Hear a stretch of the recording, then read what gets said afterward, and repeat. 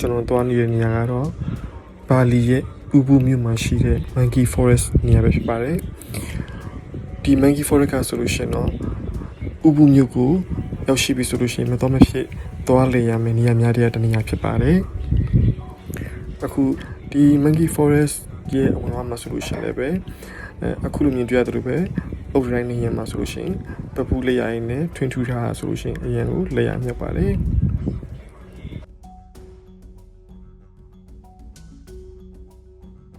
အရင်ဦးဆုံးကျွန်တော်တို့ဒီ Monkey Forest တက်ဝင်ဖို့အတွက် ticket counter မှာလက်မှတ်ဝယ်ရပါတယ်နိုင်ငံခြားသားအတွက်ဆိုလို့ရှိရင်တော့ကျွန်တော်တို့အင်ဒိုနီးရှားငွေ3,300ပေးရပါတယ်အဲ့ဒီ Monkey Forest ရဲ့ဒီ ticket counter နေရာမှာနေပေါ့နော်ကျွန်တော်တို့လက်ဆောင်ပစ္စည်းတွေကိုလည်းရောင်းချတာကိုတွေ့ရပါတယ်။အုတ်ထုပ်တို့ T-shirt တို့ပေါ့နော် Monkey Forest ရောက်တဲ့အမှတ်တရလက်ဆောင်တွေကိုဝယ်ယူနိုင်ပါတယ်။အဲနောက်ကျွန်တော်တို့လက်မှတ်ပြပြီးတော့အထဲကိုဝင်ပါတယ်။အထဲကိုဝင်လိုက်တဲ့လည်းပဲပေါ့နော်ဒီတစ်တော်ရဲ့အရာတာကိုခန်းစားရပါတော့တဘာဝရဲ့အရာတာကိုခန်းစားရပါတယ်ကျွန်တော်တို့ဒီနေရာလေးဆိုလို့ရှိရင်တော့ Monkey Forest ရဲ့အဝင်ဝနေရာလေးပဲဖြစ်ပါတယ်စိမ့်ဆူလေးနဲ့ကျွန်တော်တို့ဒီတစ်တော်ထဲမှာလမ်းလျှောက်တဲ့အရာတာလေးက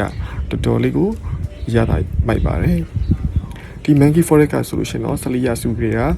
ဒီရှိတဲ့တစ်တော်တစ်ခုဖြစ်ပါတယ်ဒီတစ်တော်ထဲမှာဆိုလို့ရှိရင်ကျွန်တော်တို့မြောက်တွေများစွာလည်းရှိပါတယ်ဒါအပြင်ဒီနေရာဆိုလို့ရှိရင်ဘာသာရေးအရာလည်းပဲအရေးပါတဲ့နေရာများတဲ့တနေရာဖြစ်ပါတယ်ဒီဒေသခံတွေရဲ့ယုံကြည်ရာနေရာတစ်ခုဖြစ်ပါတယ်ဒီနေရာမှာဆိုလို့ရှိရင်ဒီဟိန္ဒူဘုရားကျောင်းဆောင်3ခုရှိပါတယ်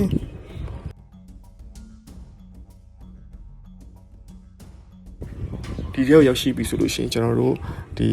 မြောက်လေးတွေပေါ့နော်အစားဝယ်ယူပြီးတော့ကျွေးနိုင်တယ်လို့ဒီမြောက်ကလေးနဲ့လည်းပဲအမှတ်တရတစ်ပုံရိုက်နိုင်ပါတယ်အဲ့ဒီအတွက်တော့ကျွန်တော်တို့အခကြေးငွေပေးပြီးတော့ဒီဝန်ဆောင်မှုတွေကိုကျွန်တော်တို့ရယူနိုင်ပါတယ်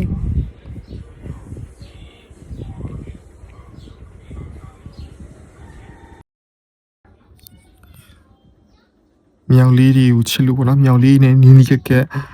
နေမယ်ဆိုလို့ရှိရင်တော့ဒီတတိထားဖို့လိုအပ်ပါတယ်ဒီယူလာပတ်တဲ့ခီတော့အဲ့ဒီများအနေနဲ့ပေါ့နော်မြောက်ကလေးရဆိုလို့ရှိရင်သူတို့ကအဲ့ဒီရဲ့အသုံးဆောင်ပစ္စည်းတွေကိုသူတို့ယူတတ်ပါတယ်အစားအသောက်တွေတို့ရေဘူးတို့မုတ်ထုတ်တို့အုတ်ထုတ်တို့ခီးသွားတဲ့ဖုန်းတွေကိုသူတွေကယူဆောင်တတ်ပါတယ်အဲ့အတွက်ကြောင့်မြောက်ကလေးနဲ့နီးကက်နေတဲ့ခါမျိုးမှာ cute site ရှိဖို့လည်းလိုအပ်ပါတယ်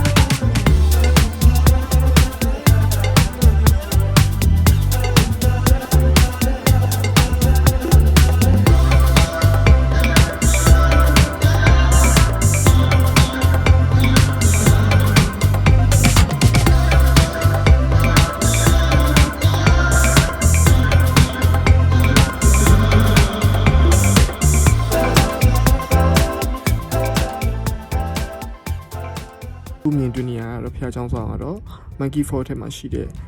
ဟိန္ဒူဖျားချောင်းဆောင်တစ်ခုဖြစ်ပါတယ်ဒီရဲကိုဆိုလို့ရှိရင်တော့ကျွန်တော်တို့ဒီ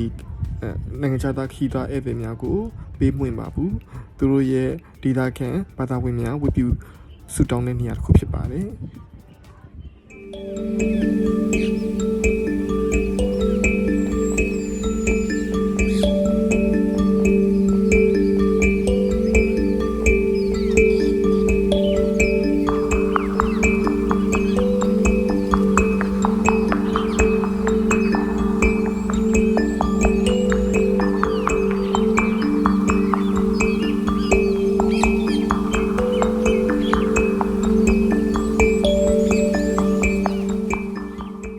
ခုကတော့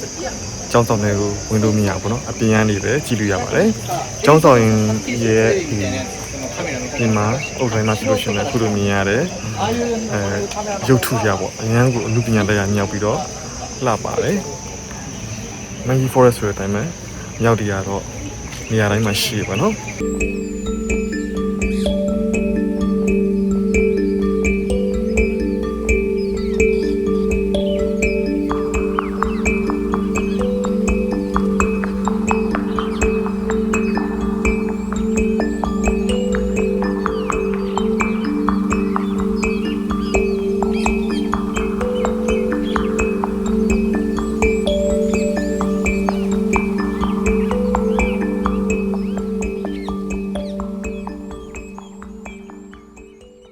ကျွန်တော် Monkey Forest ကိုလာခြင်းအားဖြင့်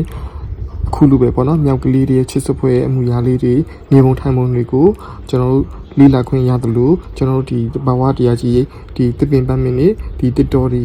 ကိုလည်းကျွန်တော်တို့တပြိုင်နက်တည်းလေ့လာခွင့်ရပါတယ်အဲ့တော့ကြောင့် Monkey Forest ဆိုလို့ရှိရင်တော့ကျွန်တော်တို့တဘာဝတရားအလှတရားနဲ့လုံးဝ perfect ဖြစ်တဲ့နေရာတစ်ခုလို့ဆိုနိုင်ပါတယ်ကျွန်တော်တို့ဒီ Monkey Fort ထဲမှာရှိရဝန်ထမ်းတွေကဆိုလို့ရှိရင်လည်းပေါ့နော်ဒီမြောက်ကလေးနဲ့ဧည့်သည်တွေချမှာဆိုလို့ရှိရင်သူတို့တွေက queue design ဆောက်ရှောက်ပေးတာကိုကျွန်တော်တွေ့ရတယ်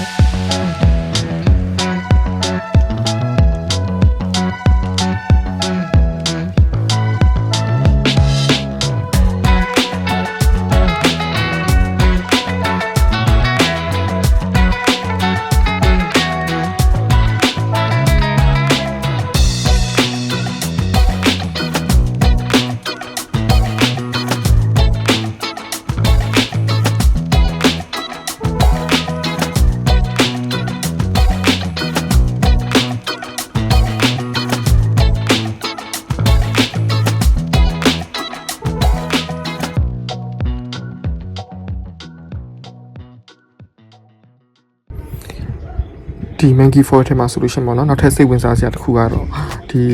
ဒေသခံတွေကပေါ့နော်ထင်ကြပုံကိုယ်တွေဒီတက်ကြီးရွယ်ဦးတွေစုံပိုက်ရွယ်ဆိုလို့ရှိရင်ကျွန်တော်တို့ဒီ Monkey Fort ထဲမှာလာရောက်ပြီးတော့ခိတ္တခဏညီမြုပ်သင်ယူကြပါတယ်အခုလိုပဲသင်ယူထားတဲ့ညီပုံညီနေရာတွေမှတ်တိုင်လေးတွေလည်းကျွန်တော်တို့တွေ့ရှိရပါတယ်Monkey Fort ထဲမှာကျွန်တော်ပြည့်ပြည့်စုံစုံလေ့လာပြီးတဲ့နောက်မှာကျွန်တော်တခြားတနေရာကိုထပ်မံသွားရောက်လေ့ပတ်မှာဖြစ်ပါတယ်။အဲ့ဒီအတွက်ကြောင့်လည်းပဲနောက်ဗီဒီယိုများမှာဆက်လက်ပြီးတော့ကြည့်ရှုအားပေးဖို့လည်းပဲကျွန်တော်အနေနဲ့တိုက်တွန်းလိုက်ပါရစေ။ကြည့်ရှုပေးကြတဲ့တယောက်စီတိုင်းကိုလည်းပဲကျေးဇူးအထူးတင်ရှိပါတယ်။